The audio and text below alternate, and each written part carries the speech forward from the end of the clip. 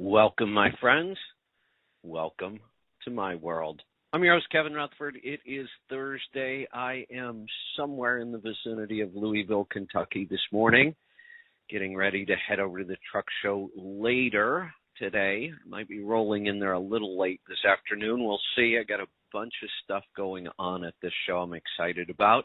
But I also see that you guys are getting the hang of this. I'm just getting started, and I have 6 calls on the line, which is awesome. So I had an open. I'm going to skip it. Maybe I'll talk about it a little bit. I didn't have a lot. I'm going to get to the calls and find out what's on your mind. Oh, wait a minute. Yeah, I think we're getting them screened right now. Make sure. Okay, there we go. Yep, plenty of calls, so I'm going to go right to them. We're just going to find out what's on your mind today. We're also doing something a little different, and the reason I did it was because sometimes I don't have calls right at the beginning of the show, so you can always post questions in Healthy Tribe or TruckingTribe.com as well. And I'll try to get a new post up every day so you've got some place to do it. And once in a while, I'll check in and I'll see if we've got any questions there to answer. We've got plenty here on the line with us, so we're going to get right to them. We are going to start off today in Dallas. Mike, welcome to the program. Hey, how you doing, Kevin?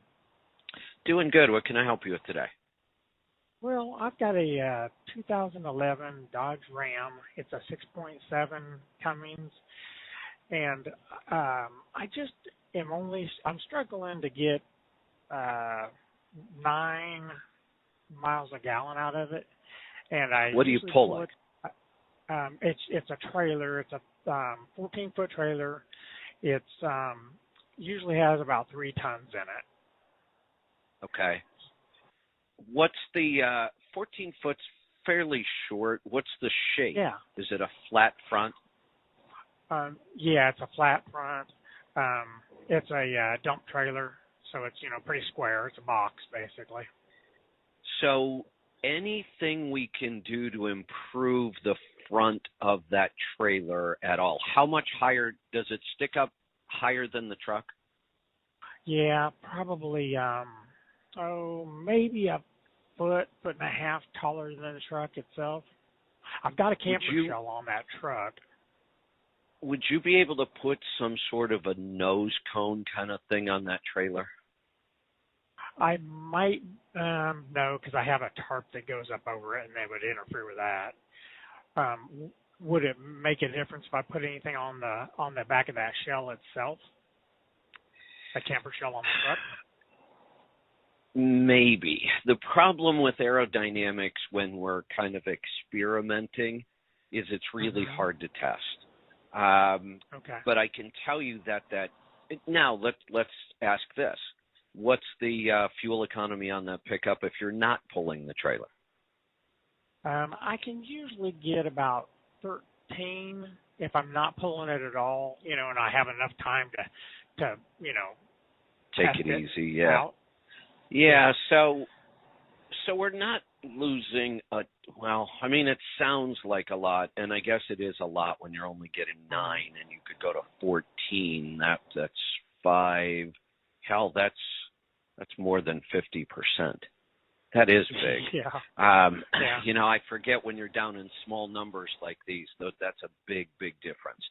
So we do want to work on anything we could do to improve the aerodynamics. If you could get some sort of a nose cone, something to soften the front of that profile, that helps a lot. Could you possibly put air tabs on the back of it? Oh, yeah. I would do that. Here's one of the things I was able to figure out. With my FJ Cruiser, got a little V6 in it, nothing major. I was pulling a 10-foot trailer. It was the first little show trailer we bought to run around the shows. And I liked to drive that vehicle at about 65 miles an hour, 60 to 65. The problem was with the trailer, at that speed, it would kick in and out of passing gear over and over and over all day long. You'd get a little wind and you'd feel it shift down. You'd hit a little grade, you'd feel it shift down. And it was just annoying. So I either had to run up to 70, and that would do it, or sometimes I could slow down. But I put air tabs on it, and that stopped. Wow. It was one of the first times that I was able to see a really a noticeable change by doing that. Normally we say air tabs are a great product. Everybody loves them. Probably not going to measure it in fuel economy, but I think you would.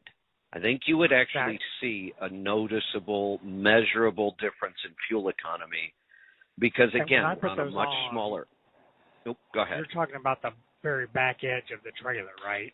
As close to the back edge of the trailer as you can get them, right? If they have to be, say, even 5 or 6 inches forward for whatever reason to find a good surface, they'll still work. If you get much farther forward than that, probably not.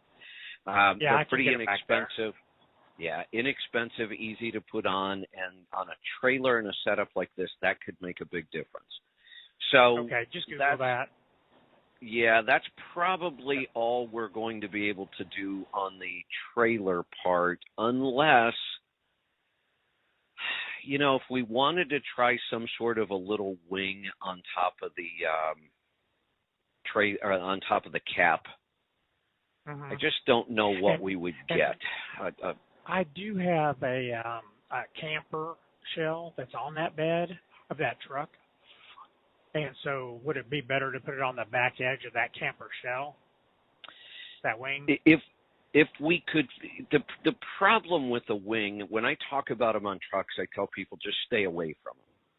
They can actually mess up the aerodynamics because what they're doing is they're shooting it up and over the trailer.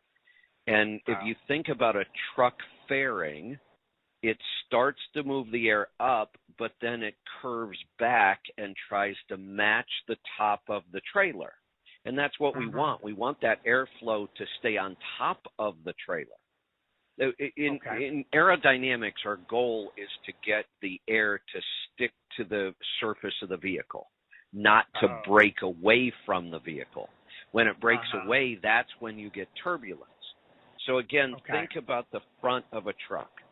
We hit the grill, it flows over the hood, flows to the windshield. If there's a fairing there, it'll flow over the fairing and then it follows the line of the trailer top. But if you put one of those wings, what are you doing? Well, yeah, you're stopping it from hitting the front of the trailer, but you're shooting it up and over, and that's where all the turbulence is going to be, right up above the trailer at that point. So if you could find some inexpensive wing or deflector of some sort and just play around with it. That's what I mean about aerodynamics, because it's always going to be kind of different. We're never really sure. But I would play around with if you could put some sort of a deflector there. Then we can go to the truck. The problem for me in the truck is I understand all the physics of what we need to do. I just don't understand any of the products. I've just never worked with them. I would have to say that my first recommendation, and again, this is without a lot of testing, just reading and talking to other people, I would start looking at putting some Banks performance products on this, like a tuner, almost anything that you can do to that engine for performance will improve fuel economy if you drive it right. Okay. So if you go to like Banks, is the one that I know of. They've been around forever. They have a great reputation. I kind of think of Banks in the pickup truck market like Pittsburgh Power in the truck market. They've been around forever, good reputation. But again, I'm not very familiar with their products. I would go on their site and look for anything that they claim improves performance or fuel economy, and I'd probably try it. Okay, that's great. Are you using how many miles are on this truck? 300. Wow. Okay, so you've got some miles on it. What year? It's an 11. Oh, so you've got emissions. Are you running the catalyst? Yes. Okay. All right, good. That will help. Yeah, so I'd start with aerodynamics on the trailer. I'd move on to banks on the truck, and I would think that we should be able to pick up 2 or 3 miles to the gallon on this. Okay. Wow. Okay. That'd be amazing. See, I have an '09 also, and it was just killing me on the emissions. So I deleted it.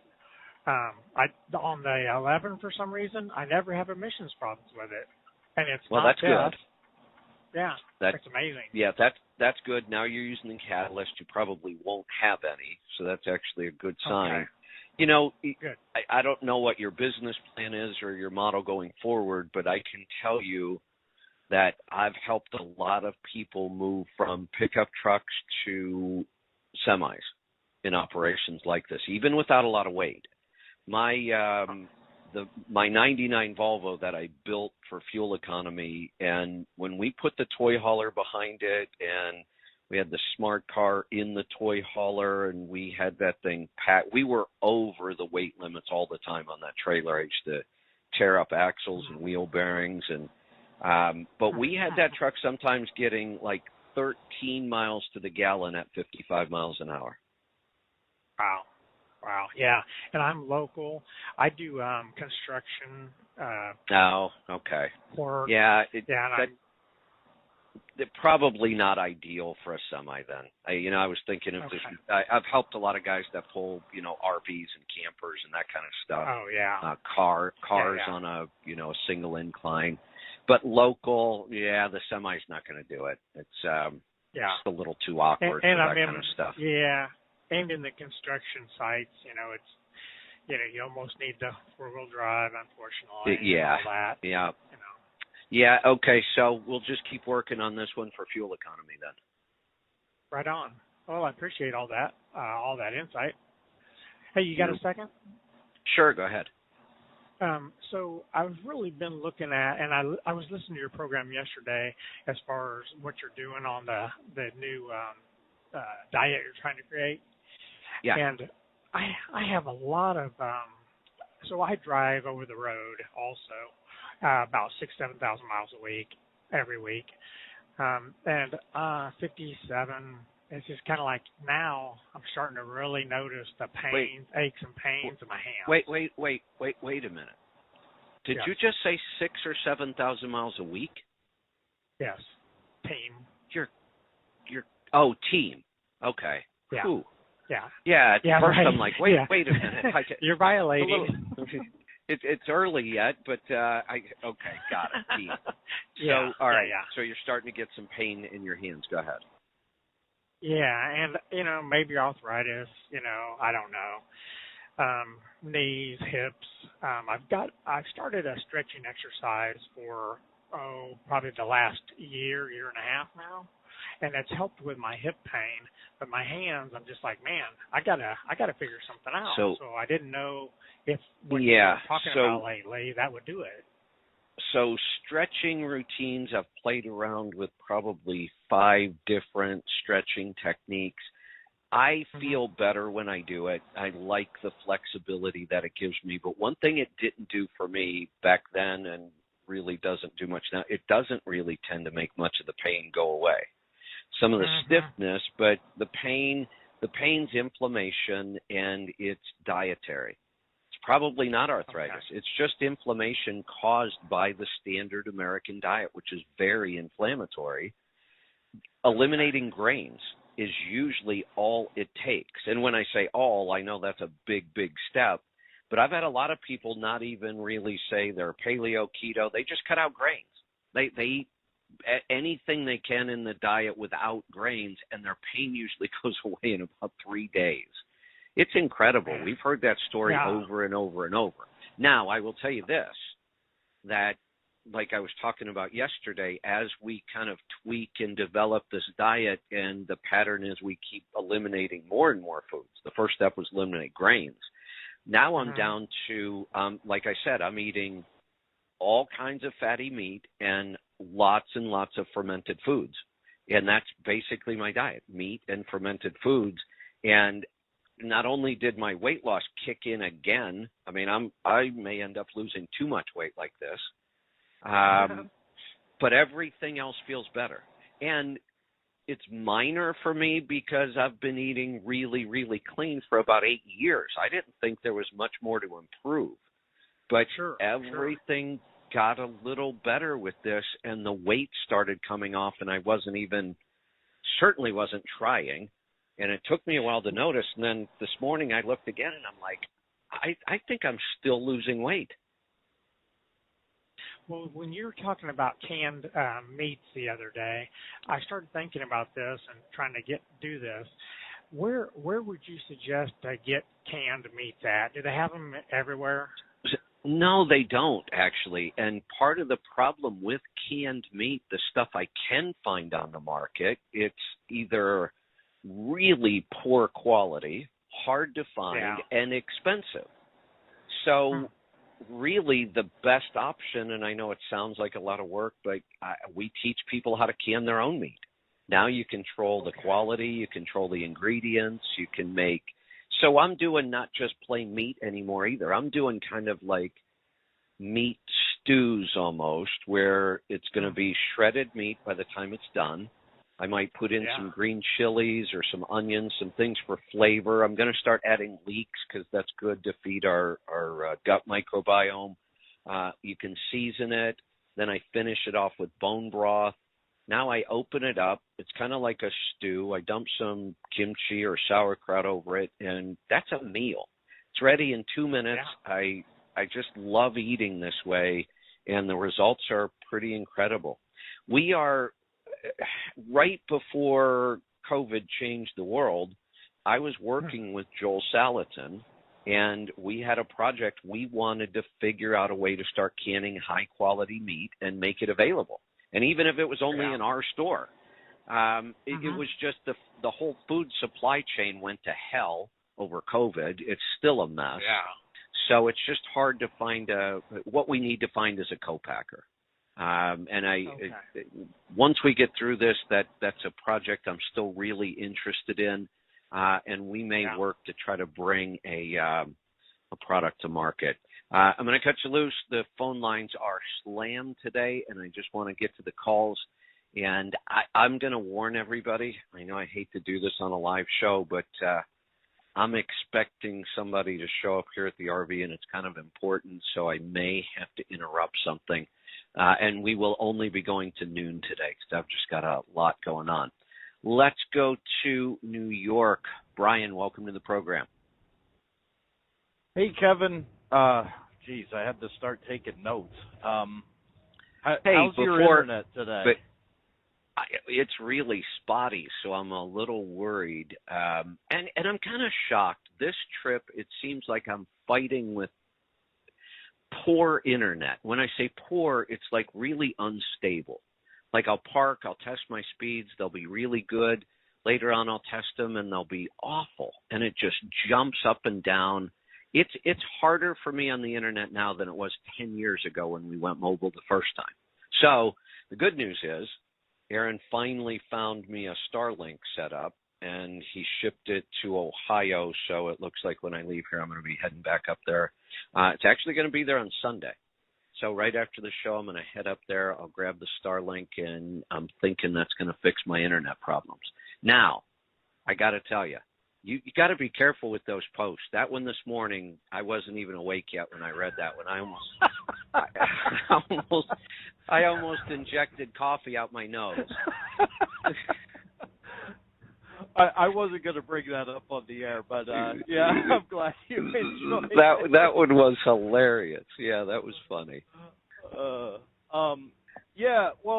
Just my experience, I don't necessarily blow through my data. I'm grandfathered into an unlimited Verizon plan, and it will, like you said, it will throttle on tethering, I think, but not directly through the phone. But I think sometimes you'll just end up on a tower. You're not necessarily being throttled, but there just isn't enough bandwidth on some of these towers, I think. That's what seems to be happening. So many people are using mobile now for internet, and these people probably are buying these unlimited hotspots that are mobile. But I got to tell you, I'm giving up on one of them. Nomad, I'm just going to cancel my service and be done with it. Sky Mobile, I'm going to give them a chance because they keep responding to me right away. And now they claim they're just going to send me a new router because their engineers can't figure out what's going on. I'm a little concerned that it's not the router because I took one of my own AT&T SIM cards and put it in there, and it works fine. Now, that's not an unlimited SIM card. So I'm sure if I use that thing, I'm going to run out of data. But I'm also wondering, and I tried to talk to them, but it's only emails. And I'm like, why do you think it's the router? The router's working. Well, our engineers say it's the router, and they tried to give me some technical thing. And I'm like, all right. But they can't tell me what day it's going to ship. So if you can't tell me what day it's going to ship, the only place I can ship it is home.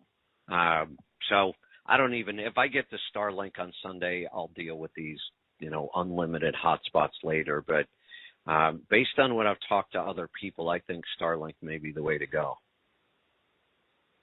Okay. Well, yeah, I hope that works. Yeah, it seemed like you were breaking up a little bit here and there and in places where I had signal pretty well, while I was on hold. But, yeah, the other thing I thought of while I was on hold, I know you had an issue with the coach, and I'm sure throw it out to the tribe. I think I might have mold in my truck, and I think it's making me sick. I had COVID, and then I ended up getting strep as a secondary infection, and I've been through like 3 rounds of antibiotics because it keeps coming back, and I noticed I was great for like a week, and then I was out of the truck for a week. It was in the shop. And okay. The first morning when I woke up in the truck, I got the tingle in the throat and a little bit of congestion. Yeah, so the first thing to do is get to a grocery store or hardware store and get a big bucket of damp rid. So the only way we can really get mold is if we have excess moisture, and that was what happened in the coach. We had a slide that started leaking when it was parked, saturated some of the fabric up in the ceiling, had some black mold growing up there. I'm pretty sure Aspergillus is what I ended up with. We saw it on a blood test. It was pretty high. So start with that, get the damp rid in the truck so we can really dry that thing out. You can also go on Amazon is probably the easiest place, and you can get a mold test, a kit, and you'll just put it in there. If I remember right, it's a couple hours. After I got done, redoing the ceiling in the coach, we checked that, and it came back negative. I mean, the same stuff that was outside in the air was inside the coach, but that was about it, and it was pretty minor. So, 1, get it really dry. 2, test it. If it continues, I don't even know if it's worth doing a blood test. They were fairly expensive, and what we do diet-wise really is try to overcome with good bacteria. So we're back to fermented carnivore again. Let's load your body up with good bacteria to try to fight some of that mold you may have ended up with in your body. Good thing I got that last bottle of Deep Immune, huh? There you go. Yeah, that should help too. But again, remember, as much as we like probiotics, you can get a whole lot more out of a lot of fermented foods and a whole lot cheaper. Right. Well, that so if you have probiotics, absolutely, I would take them. I would also get a lot of fermented food, and let's just make sure that there isn't any mold left in the truck. Right. Well, that brings us right into the next topic. I feel like you answered this before, but I don't remember. Kombucha. That's fermented. I know you said everything fermented. has to be refrigerated because the government says, but it really doesn't in reality. But then kombucha, we don't really have the salt in there. So do you refrigerate your Kavita and other kombuchas? I do refrigerate it because I like it cold, and I don't know how long this would be okay, but I'm going to throw Lisa under the bus for a second. She's probably not listening. She has a habit of opening them and leaving them out. And like I'll find it on a table the next day, and sometimes, I'm not sure how long. I drink them. If they've been left out, I drink them. I doubt that they would ever spoil in a way that would hurt you. Okay. Yeah, my thought, is limited fridge space, and I have a fridge in the truck that I don't use because the battery issues and the seal's gone. But, and then Costco has them for $4 a case off, and you want to buy all of them, but you don't have room to put them somewhere that they'll be refrigerated. Yeah,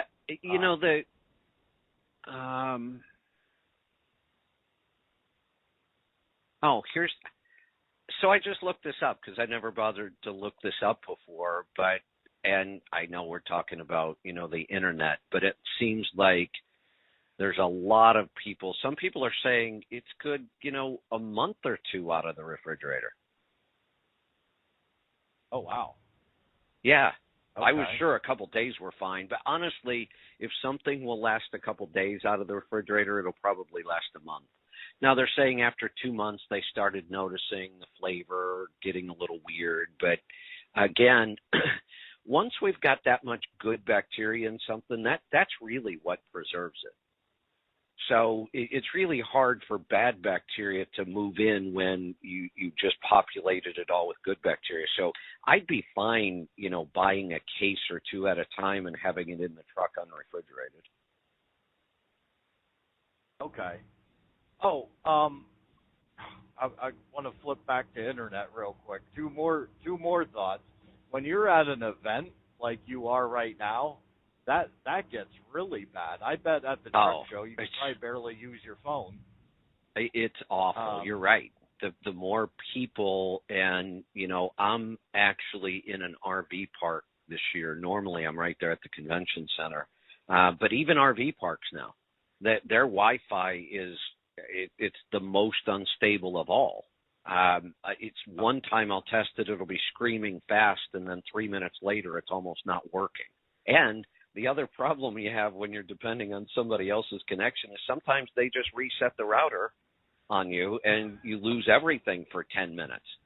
So I can never depend on that. Now, what I'll use it for, like right now, I'm kind of bummed I'm not able to play my best racing game on Xbox because it needs to do like a 12 gigabit download. So, oh wow. And it won't play until it does. So when I leave for the show today, I'm just going to stick it on the park's Wi-Fi and let it do it on that one. Oh, there you go. Yeah, that was going to be my other suggestion to you. If you're somewhere like Pittsburgh Power where maybe you can get a good Wi-Fi connection that you could rely on, or honestly, I used to be in IT, and I'm a little bit old school for a younger guy.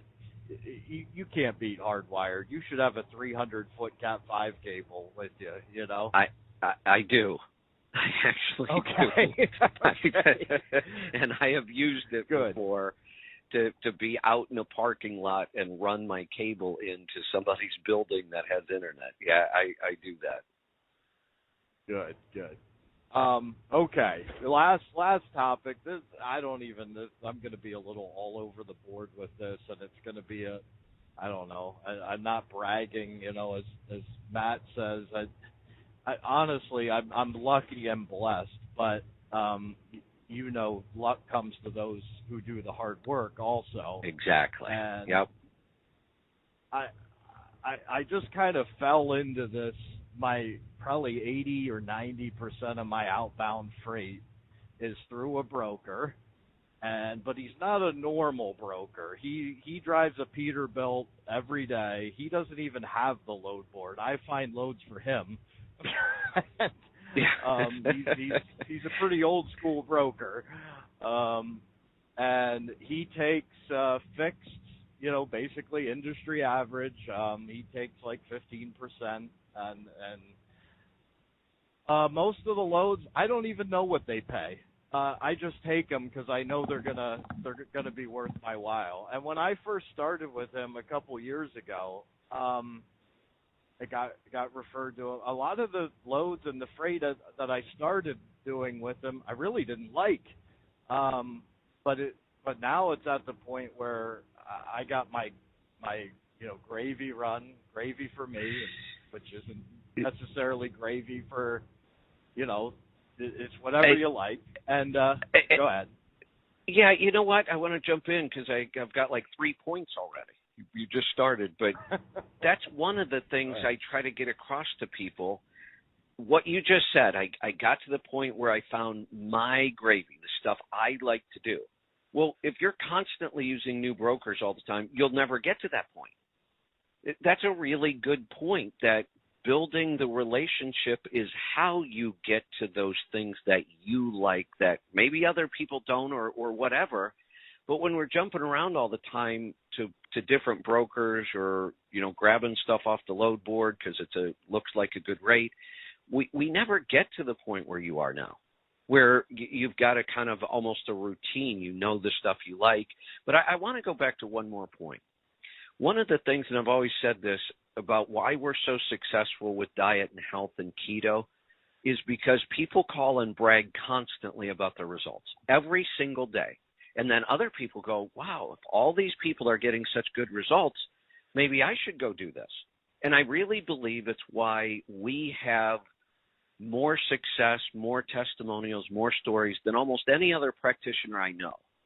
And it's not that they're not good, that they have big practices, they help a lot of people, but being on the air 5 days a week and having this in front of people, and I bring it up because why do we cheer people when they call and brag about their health, but we have to apologize when we're going to brag about our money or our business, our success?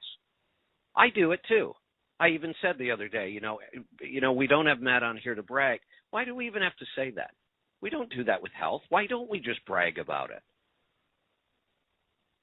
Right. We should. Yeah.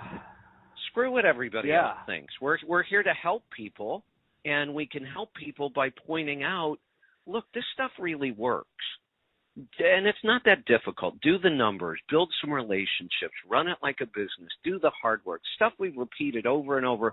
Why don't people call more and brag about the fact that they've done it and they're succeeding? Yeah. Yeah, and some of it's mattresses, and some stops you need to touch mattresses, and that's an issue for some people. And oh boy, well, so it's their light loads, which is awesome. Light loads, yeah, right. Great rates. I mean, and we just picked up some new lanes. Well, they picked up some new lanes. The shipper that they asked us to do. And one of them's going to Long Island, and it's like, I live, I just said on a Facebook group, this is just me, I live 2 hours from New York City, and I can count on one hand the number of times I've been to the 5 boroughs in a truck, and on another hand the number of times I've been to Long Island in my 12-year career. It's not worth it to me. Most of the time. Now, I get it. Go ahead. Yeah, I get it, and I want you to finish your story, and then I'll come back to mine. But one of the best loads, and I've talked about it in the past, 2 things about it seem odd. One, it was to Long Island, so I was there usually twice a week. The other one was I was hauling just sugar. And think about that. I can't imagine me hauling, 45,000 pounds of sugar. But that's what I was doing, and I just put it together as an awesome load. I had a really great couple of months. I would do it every year around the holidays. And as much as I hated Long Island and going through New York City traffic a couple times a week, it was worth it. Yeah. Yeah, so and I don't refuse to go there. I just refuse to go there for a rate that's not worth my while. Exactly. Right. And I want to know what I'm getting into. I'm not going to grab some TQL load to the 5 boroughs, but if this broker wants me to go, I go. And so we picked up a lane, and the lane average is $1,000, which we just laugh at. I'm getting 2,000. And yeah, and yeah, then that it's makes funny it worth you it. mentioned, yeah, and I googled the place. It's right by Cisco. It's easy. It's and you're going the same place. And anyway, so it's funny you mentioned. I just delivered a load of sugar this morning in New York that I brought back from Michigan. I haven't been to Michigan in a decade, and the furthest I've ever been into Michigan until this week was Detroit. And I picked up this load of sugar in Saginaw, but that's the other lane we picked up. And that lane we stole from the other major carrier that's in there that does more of the longer stuff. We kind of do the short stuff. I don't go anywhere. That's what I specialize in, but still regional. But anyway, I can't believe this. The owner went away back to where he came from for 2 months, and that's when all this. This is their 4th biggest customer that we take this load to in Michigan, and the carrier that lost it was late the last 10 times in a row.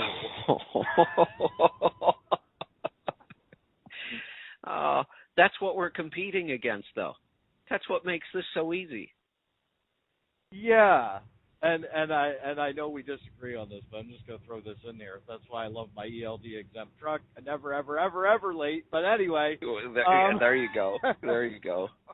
Yeah, but, I get it. And I'm never late and doing 60 miles an hour. I never have to speed That's up. even better. Make it up. Yeah. That's right. That's even better. But, hey, I want to go back to one thing you said again, because I don't want to miss it. Okay. When you were talking about the Long Island loads or the boroughs, you said I'd never take a TQL, or probably you wouldn't take one from any broker you didn't know, because we know all it takes is one lie, one failure to tell me a detail, and the boroughs in Long Island can be an absolute nightmare. But this is the reason we build relationships. You trust your guy not to do that to you. And if he does, if maybe he's going to screw up one day and he's going to do it, he'll make it up to you. Right. Yeah. And so the Michigan, I said yes. I had no idea what the rate was. Would you go to Michigan? Yeah, I'll go to Michigan because I know it's going to be worth my while. But of course, I did want to know the rate. I said, "Hey, what did you come up with the rate yet on that?" And he says, "Yeah, that's going to be lane average on this is $2,000, I think." He said, "Yeah, that's going to be like $3,500 to you." Okay, I can do that. Okay. Yeah. And that even makes me a little nervous, like with the shipper, like, wow. But you know what? Why? They called us because you know what happened, and they don't even ask. They don't even ask the rate. They just say, "Can you do it?" And he sends them the bill. They know they're getting service. They know they'll get value, and there's a difference between value and price. That's what relationships do. His relationship with his shippers, your relationship with him, his relationship with you, because he knows he can confidently go to his shippers and say, yes, it'll be on time. And because he knows he has guys like you that he can count on. Right. And the other thing, there's an incredible amount of trust. I mean, I communicate directly with the shipper via personal cell phones. And yeah, perfect. And, I'm not going to try to cut him out. Why would I? Of course not. And, right. But I guess one more thing. I have such a good relationship with the shipper directly, even though it's through him, that at one point my normal gravy run that I usually do once a week up to New York State, not to be confused with where we don't want to go in New York, the shipper actually had the capacity to do it with their own trucks at one point, and they said, you know what? This is Brian's run. Brian gets this run every time. Good. That's when things work. That's when you get to the point where that's a win-win-win for everybody. The shipper wins, the broker wins, you win. We get good, efficient transportation. That's really our goal. Hey, Brian, I'm going to cut you loose. Without breaks, I tend to get long-winded on conversations I like, and I sometimes forget we have got a lot of other calls I've got to get to. We're going to head off to Texas. Rusty, welcome to the program. Hey, good morning. What can I help you with today? I sent you an oil sample. I think I saw some this morning. Let me go see if I've got it. Would the name on it be Gary by chance? No, it should say Dry Creek Transport, I believe. I'm not seeing one then.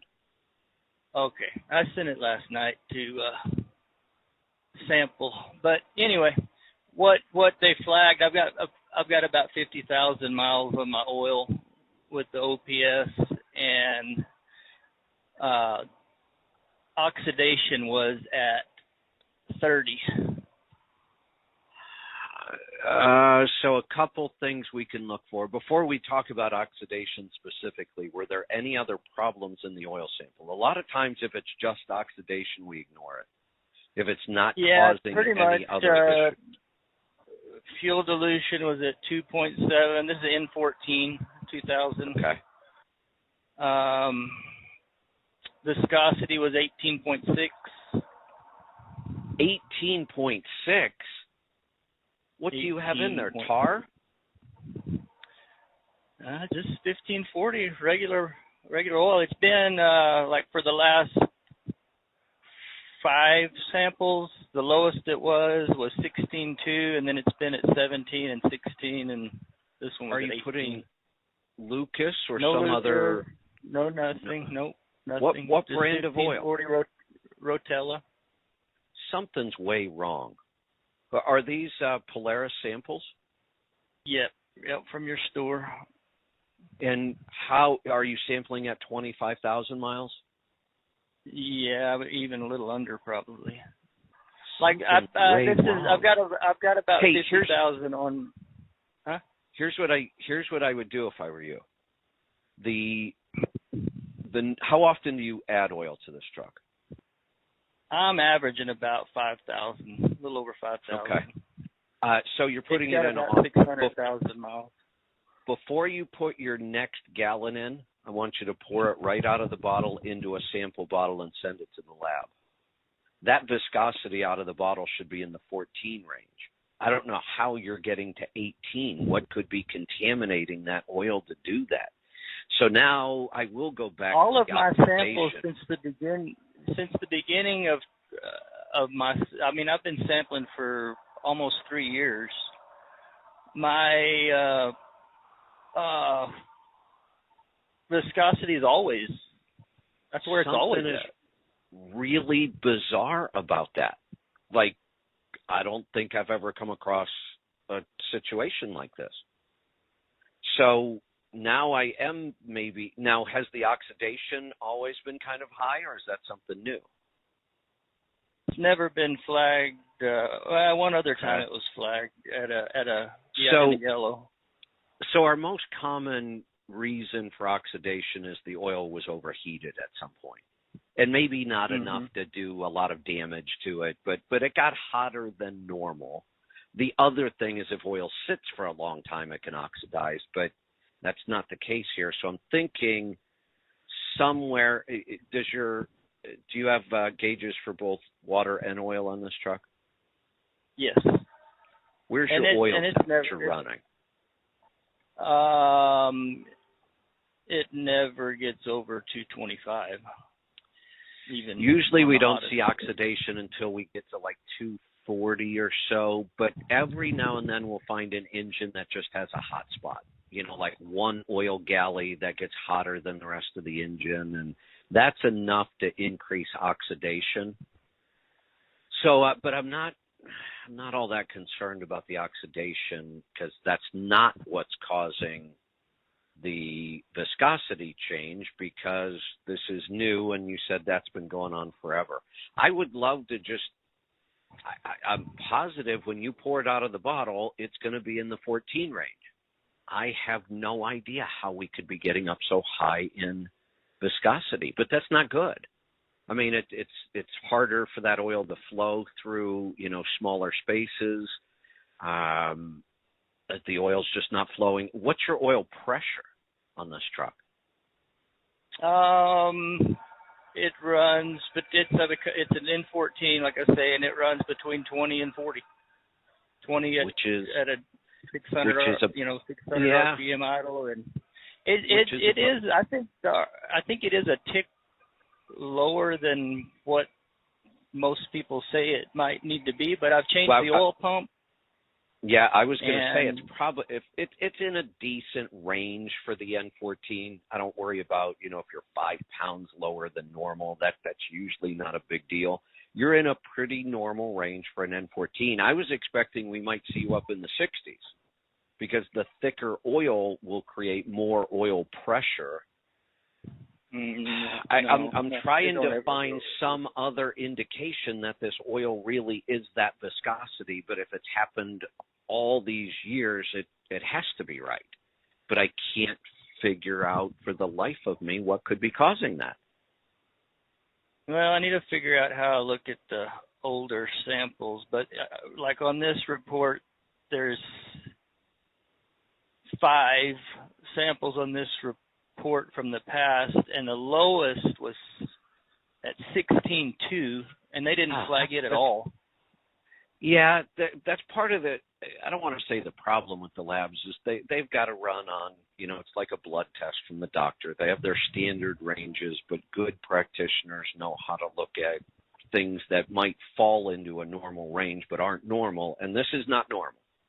That viscosity is way too high for a 1540, and I can't figure out why. So it was 0.4 this time, which is nothing, and that's what we expect out of an N14. It's a really clean engine. Iron is up to 60, but I've got 50,000 miles on the oil, and none of lead was a little higher. About the only things we see that will really increase oxidation, a lot of soot, like not 0.4, but like 5.4. Then we might see that soot will start to thicken the oil, but it takes a lot of soot to do that. Coolant intrusion, if we get a lot of coolant intrusion, sometimes we'll get a rise in viscosity, but there aren't many other things that will do it. Well, it said no action was required because I said I changed my filters, and on the report it said no action. It was immediately required. But then also I've changed my oil with just the amount of additive oil I've put in it over the last 50,000 miles. I've changed my oil.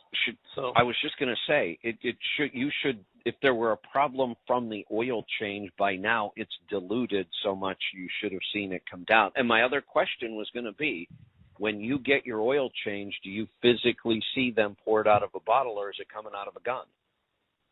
Well, I changed my own oil, so everything I put in is out of a bottle. So. That's perfect. You know exactly what's going in. I'm stumped. I wouldn't worry about the oxidation, which was what they flagged, but I am stumped and concerned about the viscosity. Actually. Which surprised me on the base. It was at 3.5. Yeah, I'm not surprised by that, and there's a good explanation. If you're putting in oil at 5,000 miles, we've got blow-by. Blow-by happens in both directions, and it's those combustion gases that can start to do that. So I'm not surprised by that at all. I mean, that number seems about what I would expect it to be. It's just this viscosity that just is puzzling. Could you do this? Can you send me like the name on your Polaris account and send it to support@letstruck.com? And that way I can go back and look at the history and look at samples, and maybe something will jump out at me. Okay. My mileages are a little off when you go to looking at that thing because I've screwed up my mileage. Yeah, that usually doesn't matter much. I've got a pretty good picture of what this engine is, what the history of it is. I feel like I'm missing something, and maybe if I go back and look through the history, I'll see it. Okay. So send you the name on the account. Yeah, and that should be enough for me to log in and find it. And if not, I'll just reply to you. But once I can get in there and see all of the samples, maybe something will make sense for me. Okay. Support@letstruck.com? Yep, that'll do it. And I'm going to cut you loose. I want to get to more calls here. Let's go to Texas. Gary, welcome to the program. Are you talking to me, Kevin? I am. What can I help you with today? Oh, okay. Yeah, I sent you an oil sample also. This is Gary. Yeah, well, now I know I have those because I have two of them here from Gary. Yeah, one of them I sent by accident. I kind of figured it looked like it was the same one. Yeah, submitted February 22nd was the one I'm concerned about. Oops, that's not the right one. Then let me go back and grab the other one. See if this one is the right one. There we go. Okay. And that also gives me the other one on there as well. So we've got, yeah. Now I'm almost looking at the opposite. You have the same oil in your truck. T4. Oh, no, that's a blend, isn't it? T4? No, the T4 I think is not the blend. Standard. It's one. The standard oil. Right. T5 is a blend. T6 is full synthetic. So you're at a T4 1540, same oil as the last guy. His viscosity was 18.3 at one point. Yours is 12.9. Yours is actually low for this oil. And his was way high. I mean, we're so far off on the same oil, it's kind of crazy to me. And I'm not seeing why yours should be this low. You've got a little bit of fuel dilution here, and maybe this is really true fuel dilution, even though it's only at 2.8% because your viscosity is starting to drop. Not enough that I'm going to get too concerned about it. And honestly, everything else on the sample looks really, really good. So I wouldn't do anything. Okay. All right. That sounds good then. Yeah, this one I would just keep doing whatever you're doing. I wouldn't change anything. Okay. Yeah, the next one I'll do will be at 50,000 miles. So this is my first oil change, or my first sampling that I've done at 25,000 miles. Oh, yeah, it looks great. So I did get to put an OPS on it, so good. Yeah. Good. Yeah, just keep running. This is great looking oil. Okay, good. And the other thing I've got, and I didn't send you this, I may have to send it to you, but I got my lipid panel back. My blood work, and my doctor, she was really freaking out about my cholesterol. And I do eat the way you teach or whatever. I do eat that way, mostly carnivore for the last few months with some vegetables, but mostly carnivore. So anyway, my cholesterol. Okay. What was it? Do you have your numbers in front of you? I do. Okay, let's go over them. What was your total first? Cholesterol. I guess it just says cholesterol. That would be the total, I'm supposing. Yes, if it just says 287. cholesterol, that'll be the total. Okay, 287. What other numbers do you have there? I've got triglycerides at 99. I've got HDL cholesterol at 59. And LDL at 205. I'm sure she's freaked out about the LDL mostly and probably mentioned the triglycerides and the total as well. Yeah, she said, she just couldn't point how scary this is. This is the kind of stuff that I'm liable to fall over dead or heart attack or stroke. But anyway, go ahead. Don't worry. These kind of numbers don't scare me at all. Now, I will say there's some things we need to improve, but a statin isn't the answer, and that's her only answer, by the way. She has nothing else to offer you except a statin, and the statins will bring the numbers down so she feels like she's done her job. But all the research shows your likelihood of having a heart attack, a stroke, or dying don't go down just because your numbers go down. Now, if we can get your numbers down through diet, your health will improve.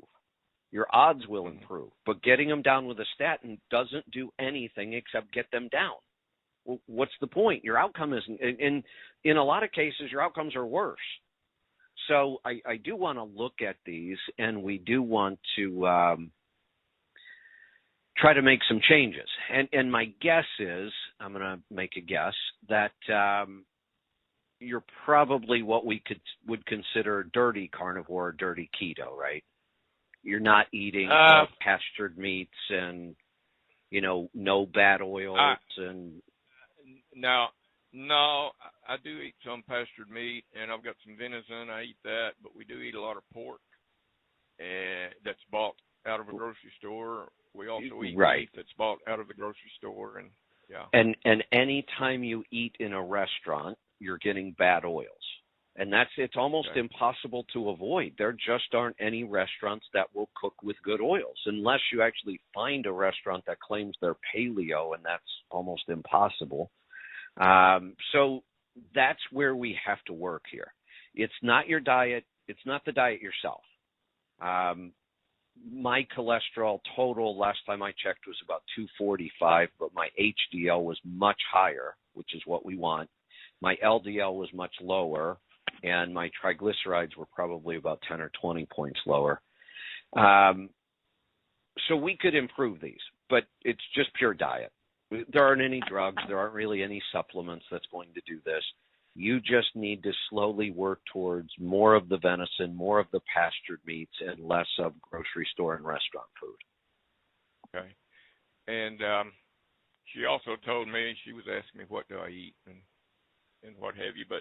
And I do eat a lot of butter, the NDK coffee, and a lot of butter. My wife fries what she fries in butter or bacon grease, but she said, you need to get off the butter. Don't eat any more butter. She's or at just least wrong. Cut it back. She's just wrong. The butter has nothing. What would she want you to do? Just eat not use anything, or she want you to use margarine or something? Yeah, right. I don't know. And, she didn't bother to tell you what to use because she doesn't know. All she was told was that animal fats are bad for you. Well, okay, give me an option then. They have none. If she says vegetable oils, I'm going to tell you to fire her. And that's probably what she would say. But the butter is not causing this problem. I can promise you that. Animal fats are fine. We just need to get those animals raised better. Okay. And the other thing she told me, asked me how much coffee I drink. Well, I drink 2 K-cups a day, which is in 10 ounces of water apiece, so it's 20 ounces. And she said you need to really either quit your coffee or cut back. And the reason she said is because the coffee makes my it starts with a C. What word am I looking for? Oh my gosh. Not cholesterol, right? Not cholesterol. I know it, but I can't say it now. But I think it's when you get excited and you what? Oh, there's several.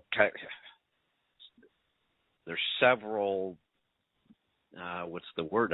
Now I'm looking for the word to explain the word I'm looking for. I know the word I'm looking for too.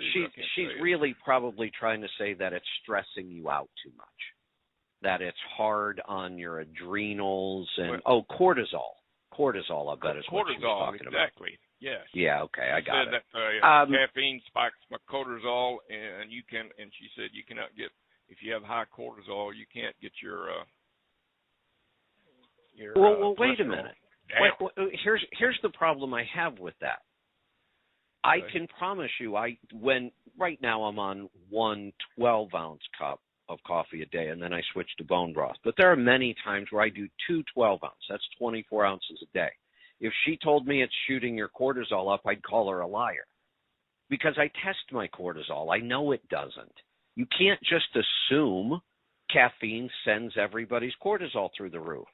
Some people it does. She's right. It could happen. But maybe we should test some of these things before we just blindly say, stop drinking coffee. In fact, I'm going to tell you, drink more coffee not more, but drink your coffee with butter and coconut oil in it. Like, we all love. I do both of those. Good. Both of those, yeah. Good, because neither one of those I don't believe the caffeine is causing it. But if you wanted to know, the only way we would know is to do a cortisol test. And you can do them at home. I mean, you can get a home cortisol test. It's actually done over 24 hours. Usually spit in a tube 4 times throughout the 24 hours, and then you send it in. And your cortisol should be high in the morning and low at night. And we know what the pattern should be. So for her to say caffeine spikes your cortisol, she can't say that. She doesn't know. She never tested it. Yeah.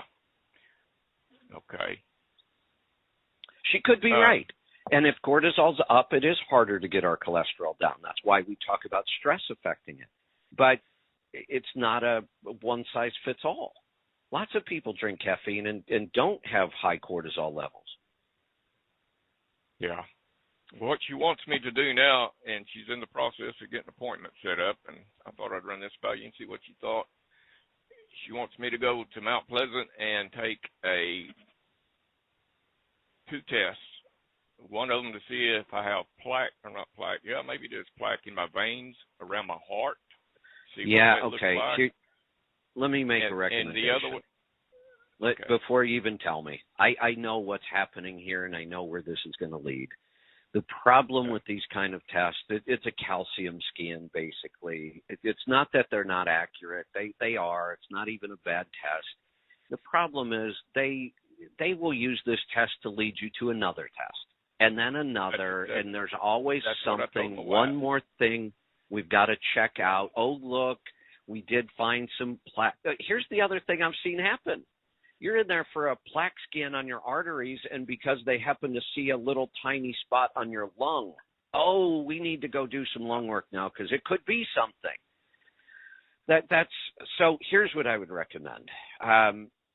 You've got some cholesterol issues. She's worried about plaque and cortisol and all kinds of stuff. If you want the real answers here, I have 2 options on how I do this. I don't like doctors. I don't like a lot of testing. I do a lot of it because of what I do, so I can learn things. But for myself, I would just eat as clean as I possibly could. I would clean up the meat. I wouldn't eat out very often.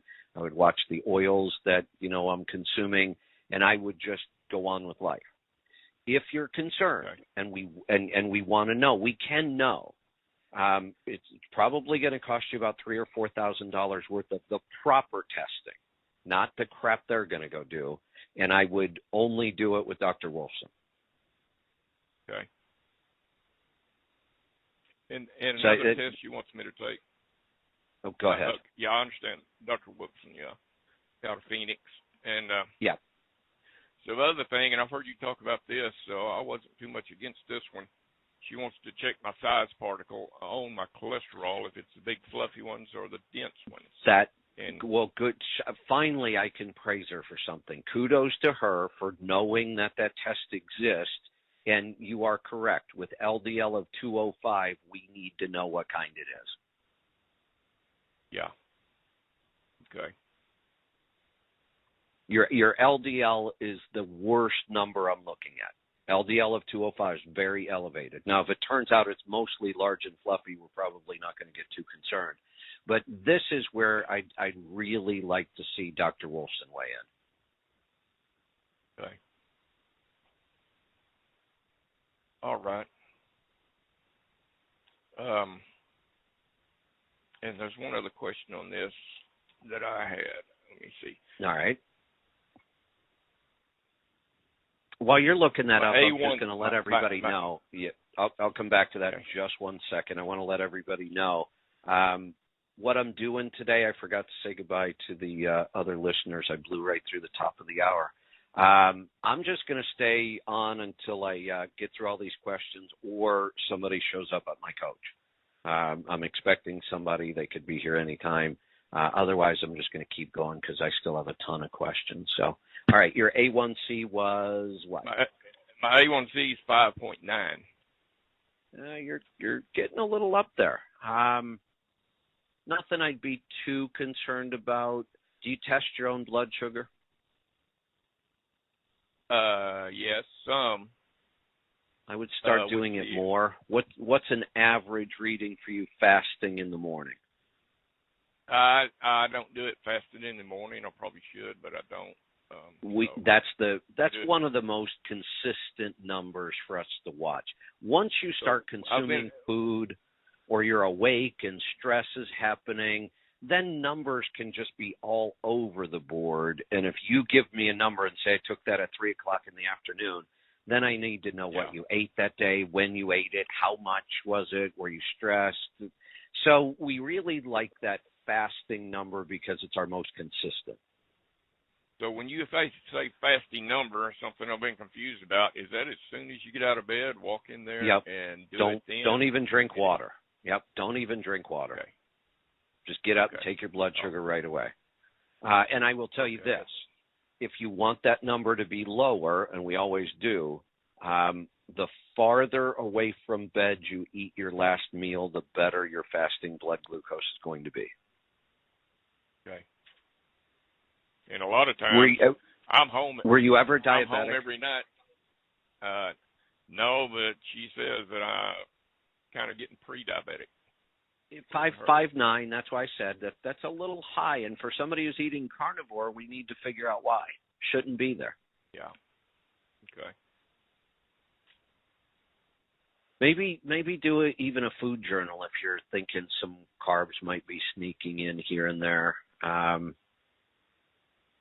Could be stress, and stress may be she may turn out to be right on the cortisol thing, and if it is cortisol, then I would say cut out 1 of your cups of coffee a day. But it will not be just the caffeine, not even close. It's going to be other stressors in your life that's doing it. And this morning I had 1 cup, so I've kind of started already. Switch to bone broth. You know, I do that also. I have a cup of that. Excellent. Yeah. I'm starting to think that she was kind of on the right track. Maybe she took the wrong path to get there, but there may be some stress issues going on. Yeah. Okay. But I wouldn't worry too much about the caffeine. Okay, good. And I meant to ask her, and I didn't think of it, but does this panel I'm looking at, does it have the type blood, like type O, type anything? Usually not. I've always wondered what. Okay. Oh, that's something I'll have to ask her then. Yeah, I know a lot of panels I look at don't have that.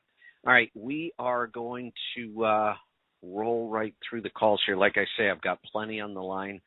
I'm actually going to I might as well sit here and talk to you guys while I'm waiting for somebody. Let's go to Minnesota. Brandy, welcome to the program.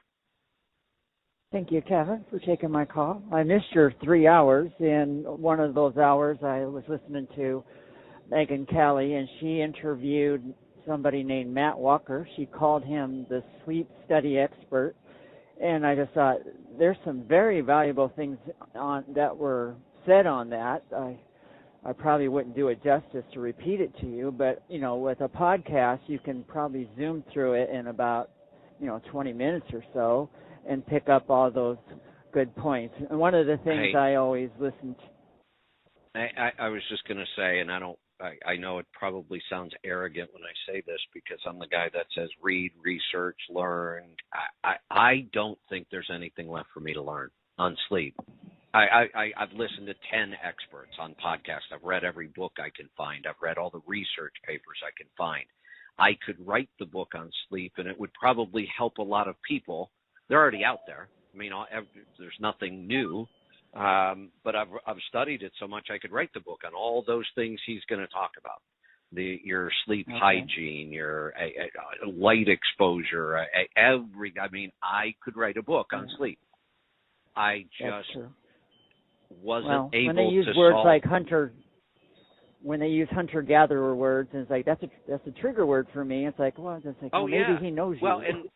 And I'll tell you the things we've learned from hunter-gatherers around sleep. We should make sure that when the sun is coming up, we're awake. We should be up before the sun, slightly before, and we should be exposing our eyes to that light as the sun comes up. We should be looking right at the sun on the horizon. And that's what hunter-gatherers did. That's a signal that actually we were just talking about cortisol. That actually starts raising our cortisol level to wake us up. It lowers our melatonin levels to wake us up. At night, when the sun goes down, we should be watching it, and that's a different band of light that actually starts to lower our cortisol levels and raise our melatonin levels to get us prepared for sleep. But after that point, we shouldn't be exposed to any kind of light. How many human beings do that in today's world? When the sun goes down, you don't expose yourself to any light anymore. Any light you expose yourself to after the sun goes down can start to interrupt your sleep cycle. So it seems like that daylight savings time, they actually are going to they let happen this time. They make a mess of it, our circadian rhythm, when they keep changing the clock. It's already bad enough that we live by a clock. As hunter-gatherers, we lived by the season and the sun. When it was dark, we weren't very active. When it was light, we were very active. That has changed, and it's really difficult to overcome that in our modern world. That's just one thing. There's a lot of other things we know about hunter-gatherers, temperature, all kinds of things. But again, I doubt that there's anything. Yeah, I doubt that there's anything out there I haven't heard yet. And the good news, sort of good news, my sleep issue is resolving itself, but I don't know why. I thought if when you got back, maybe that what you found out was like, Well, anyway, I just want to bring that. I'll brag also. My doctor told me that when I talked to him last, it's like, you're probably more healthier than most. And I thought, wow, that's fantastic. Now, I'm not a strict on your thing, but I do pick up the things, and the knowledge of what I know, what I learned from you, then now I can make conscious decisions. Well, if I do this, it's going to cause this. And so I can tell my doctor, well, I listened to this guy on the radio, and he has many testimonies, and I try to get him to give you a chance, but he's a very busy doctor, and but he knows my health. It's actually a big problem for our doctors today. They're way too busy with stuff that doesn't even matter to their patients. Paperwork, sales calls, all kinds of other crap. So, yeah, they're too busy to go out and be exposed to what they really should be learning. Let's go to North Dakota. Chris, welcome to the program. Hello. First, I wanted to tell you thank you for everything you've done. I heard, it would have been the end of 2020. I wound up getting COVID, felt like crap. I got through COVID. It wasn't too horrible there, but aches and pains and all kinds of stuff. I went in to get a DOT physical renewed, and I am 6'6", and I was 400 pounds.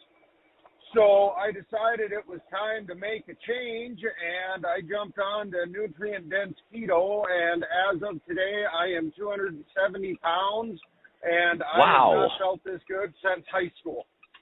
Wow. That's an incredible transformation. Congratulations. It is.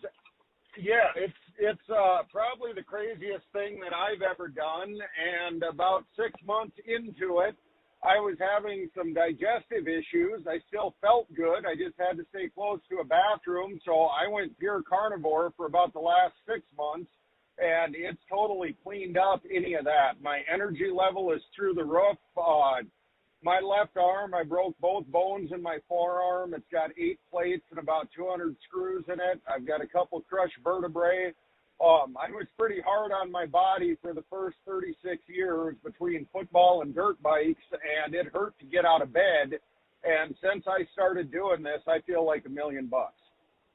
That is awesome. That, we've always been told, when you injure yourself like that, you're just going to pay for it the rest of your life. You'll be in pain. It's just not true. We have 50, 60, 70-year-olds that had pain for 3 decades, and now it's just gone. Yeah, I don't know how else to explain it other than it's almost miraculous how all of this pain and aches and everything that I just kind of learned to live with and power through, it just up and disappeared. I'm still losing weight at 270, but it's going off a lot slower now there. For about the first 6-8 months, I was pretty consistent at 10 to 12 pounds a month. Now it's down to about 1 to 2 pounds a month, but the energy keeps going up, and I see no downside to it at all. My wife was pretty concerned that I was killing myself because I was losing weight so quick. So I went in and had him do a full test, full blood work, all of that workup on me, and the doctor told me that my numbers were better than when I was 18 years old in high school. He asked me what I was doing, so I told him, and you'll love this. He followed it up with, well, that's not healthy for you. Oh, sorry. Look, your numbers are better than you were when you were 18, and that's all he has. Doctors live and die by their numbers, right? When your numbers are bad, they will use them to beat you over the head with them. Look at your numbers. You better take this drug. You're going to die if you don't. Numbers. Now, he just finishes saying your numbers are better than they were when you were 18, and then he follows it up with the most ignorant statement I've ever heard. This isn't healthy for you. Are you kidding me? And no, please tell me how. Here's what I want to ask him. Please tell me how you determined this isn't healthy for me. I actually asked him that. I'm a firm believer in your whole theory of ask why. And good. So I looked at him and I said, now I'm a little bit confused here because you just got done after running all your tests, telling me how everything was good. You asked me what I was doing. I told you. You said that's not healthy for me. I said, so why isn't it healthy for me, and what should I be doing? And he had this total blank stare on his face, like, oh my God, nobody has ever asked me a question like that before. And after about 30 seconds, he kind of looked at me, and I was sitting there trying not to grin and smirk because I didn't want to piss him off, but it was funny. And he kind of looked at me for a little bit, and he said, it's obviously working for you. I guess stick with it. Good. He had a moment of clarity because you forced him to think why, and he couldn't explain it because he doesn't know. And when he said this is unhealthy, that was just a knee-jerk reaction to what he's been told all his life and his career. So that's how powerful that question is. You learn within seconds. Does this person really understand what they just said to me, or are they just repeating something they've heard? And it was clear in this case. He had no explanation whatsoever. He admitted, I don't know what I'm talking about right now. That's exactly what it went down. But I wanted to tell you thank you, because the information you put out there has absolutely improved my day-to-day unbelievably. The other question I had for you, I'm trying to get my wife over onto this whole way of eating.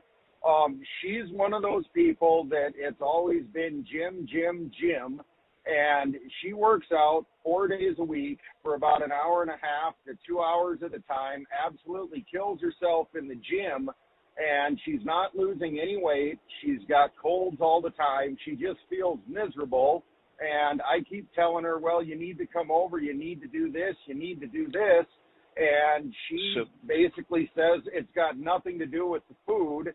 And I'm at the point now to where I'm looking for any other ideas to get her to come over this way. So, Chris, this was a great call up until now. You asked me the one question I don't know how to answer. I just don't. I struggle with this because I think every human being, when they find something that is so life-changing, first they want to share it with the people they love, the people closest to them. Then they want to start sharing it with everybody. I think that's just our human nature. We find something like this and we think, oh, my God, look what this did to my life. I want other people to experience this, especially our spouse.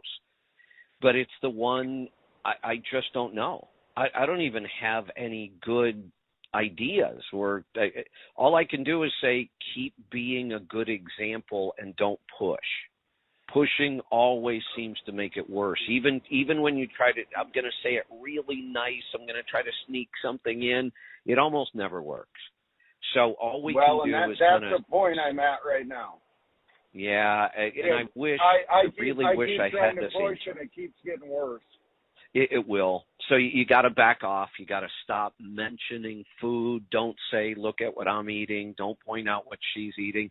If I could get her to do one thing right now, especially with the weather, it's springtime, the weather's going to start getting nice, I wish she would give up her gym membership, and however long it takes her to drive to the gym, work out, drive back home, take her shower, whatever, I wish she would just replace that with a nice walk outside. It would do her far more good. She does that too. We live out in the country on a farm ranch. Then it's even easier. A couple thousand acres.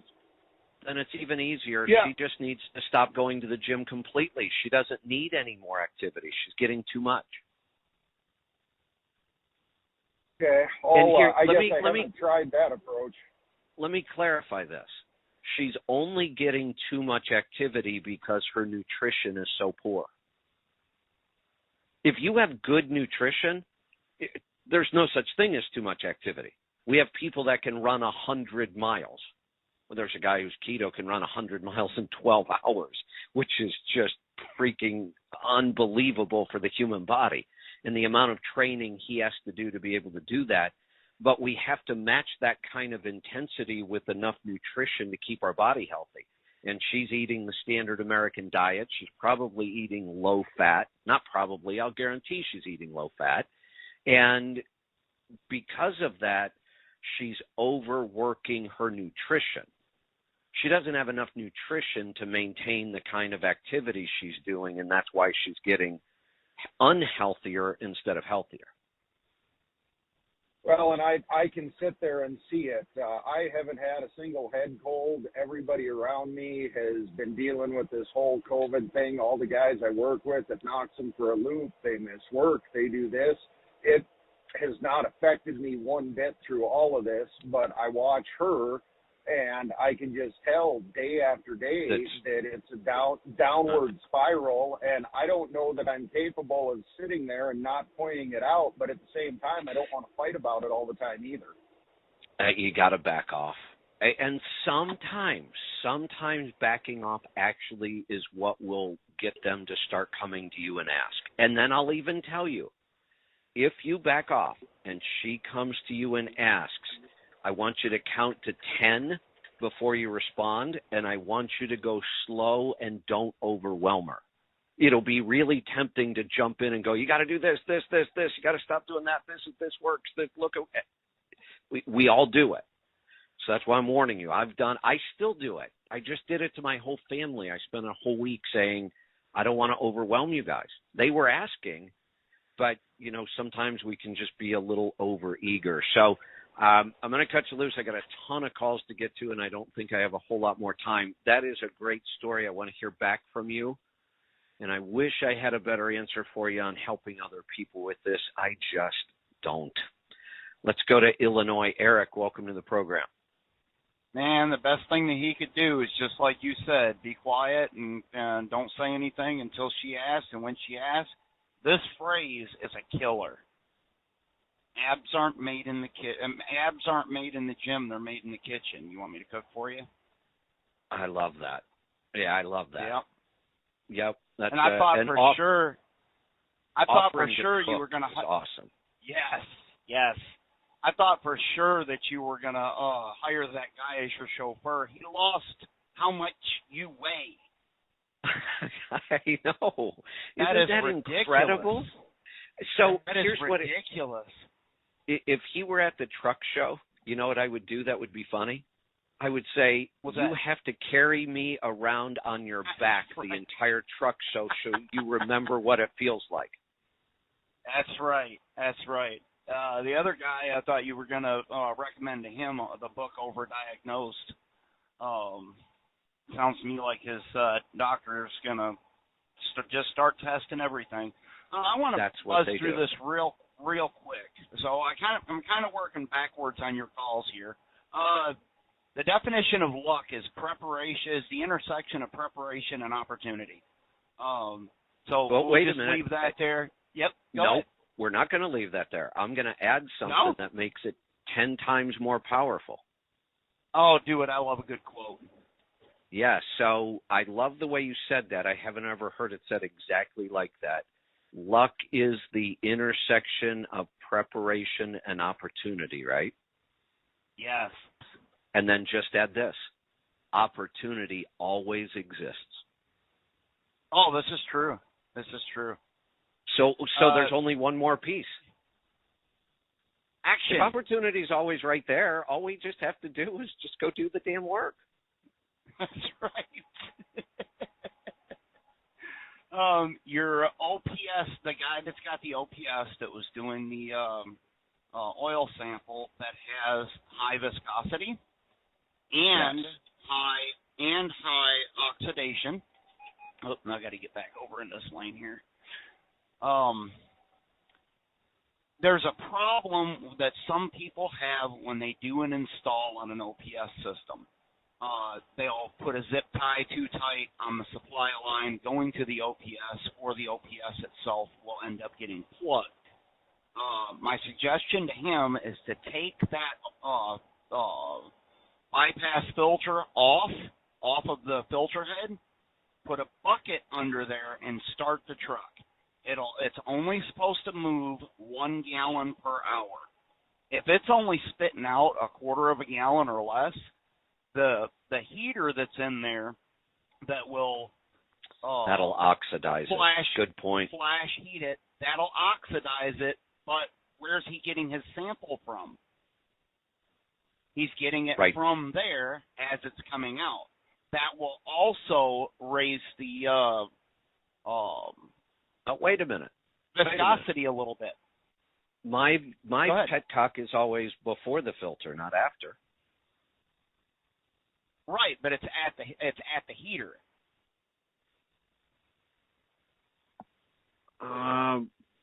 Yeah. I think this is a good idea. We might as well explore this because I had no idea. So, yeah, you're right. The oxidation clearly could be coming from the OPS. That's a good point. We just don't seem to have enough oxidation that it would, like I said, 18.3. I don't know that I've ever seen oil be that high. That's like one of the highest readings I've ever seen. Yeah, that's really high. I think they might have put the well, he says he's doing his own oil changes, so. I know. That was my concern, that somebody put some really, really bad oil in this thing out of a gun somewhere, but he does all his own. It's poured out of the bottle. He's got 3 years worth of history. There's just something odd about this, but I like the idea. We should check that OPS. That's a good point. Yeah, I would make sure that it's flowing the full gallon per hour. I'd run it for a half hour and do a half a gallon. I don't think I would do a full hour sitting there watching it the whole time. Good but point. the reason that I called was yesterday's show. You had somebody call in and say that they use the bathroom more when they're taking the that heart supplement. What is it? Cardio Miracle. Cardio Miracle. Well, we know how the body hydrates, right?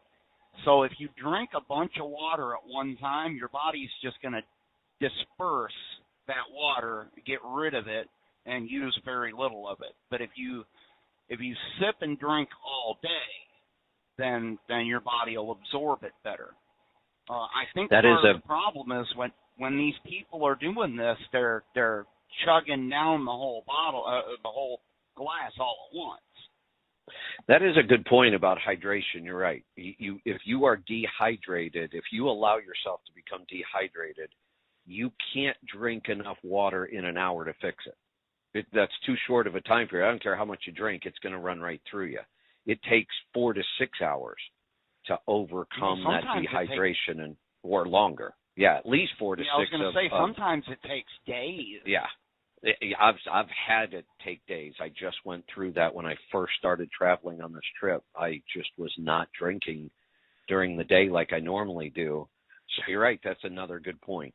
Spread out that water throughout the whole day. Well, that's all I had. I'm going to put together another video about this Volvo push for your, what do you call it, the cruise control. This cruise control thing just keeps coming off, so I'm going to make a video about that. Good. I think it's going to be pretty good stuff. I think some people are going to learn some stuff. Excellent. I do have a question about when are we going to get more people in here so that I can start answering more questions. It's a lot slower than it was. The tribe, you mean? Oh yeah, I know. It's not near as active as it used to be. I mean, it was more active a week ago than it is today or yesterday. It died off, and I don't know what that is, because you're right. It was, it was a little slow before. Trucking Tribe has always been way slower than Healthy Tribe, but it started to pick up. Then we got blasted with a whole bunch of new people, and it was really picking up. But this week, it's just kind of died off. Oh, it was kind of interesting. Well, we'll see what happens. We'll keep an eye on that. The membership is growing. That's always good. We got to get more people active. Let's go to Oregon this time. Keith, welcome to the program. Hi, Kevin. What's on your mind today? I have a friend of mine that started doing keto, and she said her hair started falling out. And I heard that from another person on Facebook that they started keto and their hair fell out, but it grew back. Is that something that's common? It seems to be fairly common on what we would call dirty keto. And there's a lot of dirty keto going on out there. We can even explain why this happens. And on dirty keto, the biggest reason is going to be deficiencies in vitamins and minerals.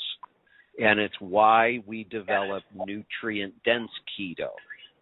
You should either be eating what might be considered low-carb paleo or nutrient-dense keto.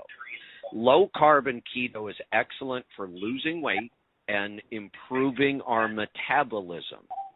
But you could lose weight and improve your metabolism and eat nothing but bacon and butter. You would lose weight. Your diabetes would go away. Your joint pain would probably go away. You're also going to develop some other problems because that diet is too limited. So you're not getting enough nutrients. You're getting fewer nutrients than people get on the standard American diet because a lot of our food, even though it's not the best, it's fortified. So, and you do get more variety. When people go keto, if they go too low variety, the food quality's poor. we see some things like this. So she just needs to lean towards nutrient density. I need to put you on hold. I'm getting a ton of feedback from your line. I'm going to mute you.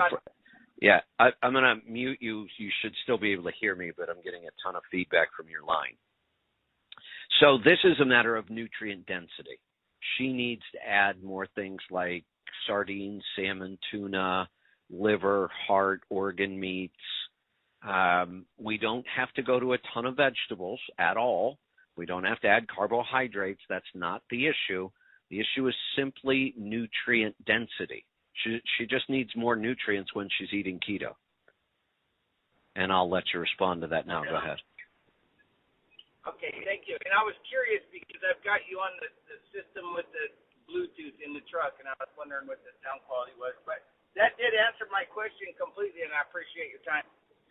You're welcome. Thanks for the call. Yeah, it's fairly common. I mean, and there are a couple other explanations, but for the most part, this just comes down to nutrient density. Let's go to Oklahoma. Doug, welcome to the program. Hi, Kevin. I have some questions about making the yogurt. When we use for instance, like half and half, the yogurt in the process is using the sugars.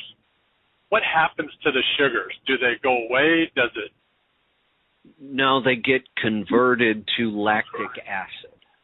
That's what gives you the tart taste, is the lactic acid. So the same thing, a similar process happens in all fermentation. The bacteria consume sugars and carbohydrates, and depending on what bacteria or yeast or fungi, what we get. So in alcohol, when we use a yeast to ferment, the yeast consumes the sugar and converts it to alcohol. Making beer was a process that really helped me learn a lot of this. When you start making beer, the first thing you mix up is what's called the wort, W-O-R-T. And it's basically a liquid that you cook out of the grain. You cook all of the sugar out of the wheat or barley or whatever you're making your beer with. You cook that down into this super, super sweet wort. Like it's you wouldn't believe how sweet it is. And it's another reason, even after in beer making, even after the yeast does all of its job and it converts as much of that sugar as it possibly can, in beer making, there's still some sugar left, and beer is actually way too sweet at that point. That's where we put in hops. Hops are very bitter, really bitter. So hops help balance out the sugar that's left. In winemaking, we can go even further with fermentation, so we can ferment a really dry wine if we do it right. But some wines are still really sweet because not all the sugar was converted. The same process happens in all culturing and fermentation. The bacteria convert sugars to something. In alcohol, it converts it to alcohol. And carbon dioxide, that's why beer is fizzy. We can do the same thing. That's how we make champagne. We add a little more yeast into the bottle after we've made wine. We cork it so that carbon dioxide can't escape, and now we have sparkling wine or champagne. Same thing can happen in your vegetable ferments. It's why we have vented lids so we don't build up so much pressure in there. We blow a jar apart. So the bacteria on the vegetables naturally starts consuming the sugar and converting it to lactic acid.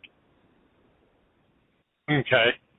So now I thought I heard you'd say once before on the El Ruderay to make, for instance, you've made a batch, now you're making your second batch. Take the culture, about 2 tablespoons of the culture, and did I hear you say that you took 2 tablespoons of the whey also? No. Did I mishear that? Not also. Either or any combination works. Oh. So any part of your prior batch of yogurt, the whey, the curds, the two combined, it all has bacteria in it. All we're trying to do is get that bacteria into our next batch. I use just whey if I have whey, because it's kind of like a waste product for me anyway. I strain the whey out of my yogurt to get it nice and thick. So why would I waste, 2 tablespoons of yogurt on my next batch when I'm going to throw away the whey anyway? Use that. Oh. It's all got bacteria in it, and that's all we care about. Okay. So the whey is not I've never been really square on is whey protein good for you, or is whey protein bad, or is there good and bad whey protein? Some people are going to tell you that there's good and bad whey protein, and that's true. There are different forms. It's like almost every food product. So there's going to be quality differences. The reason you don't hear me talk much about it is because I don't understand why we focus on whey protein or protein supplements of any kind, period. Why are we even talking about it? We can get all the protein we need from our diet. My God, we're eating carnivore. How much more protein do we think we need? Now we're putting yogurt on top of carnivore. Yogurt's almost pure protein and fat. So I don't understand this whole idea of supplementing protein. Right. So the way when we're making, for instance, El Ruderai, I got a quarter of a jar, and I did it because I was confused and I did not want to use half and half. I was trying to use the best milk that I could start with, and I'll just keep making it from that, because I didn't understand really the sugar content on the finished product, and I didn't want that sugar. But now I understand that I could use a quality half and half and a quality like an A2 milk. And I used I could use the whey to make my next batch. Yes. So I messed that up. I'm doing it with a sous vide, and I poured out all that good whey. Oh, then that's I fine. kept the good stuff You'll on top. You'll I have do. More. Yeah. Right. So I just made my. If you are concerned about the carbohydrates and the sugars left, and there will be some left, even when we ferment this long, there's some left. Virtually all of it is in the whey. So the more whey you're able to strain out, even when I use half and half and there's no separation, it just looks like nice, thick, creamy yogurt right in the jar, I still strain mine for 24 hours. And I do get whey out of it. And to me, the more whey we can get out of there, the more I like the yogurt, because it just gets thicker. But it's also, that is lowering the carbohydrate count, because that's where the carbohydrates are going to be, in the whey. Okay. So is there so if I just took the curds off the top and made my second batch, I'm also reducing my carbohydrates that I'm getting out of the final project. Is that correct? Yeah, sort of. But if you just follow the process that we strain every batch, no matter how thick and creamy we think it came out, throw it in a strainer for 24 hours, you'll get some whey out of it. Now the whey, just throw that in the freezer if you want. I mean, you'll end up with more whey than you know what to do with. I had gallons of the stuff around. I'm dumping it on my garden, putting it on Diesel's food, whatever I would. Hey, this is a call I'm looking for, so I'm gonna have to. I'm gonna have to drop this call, and I'm going to take a break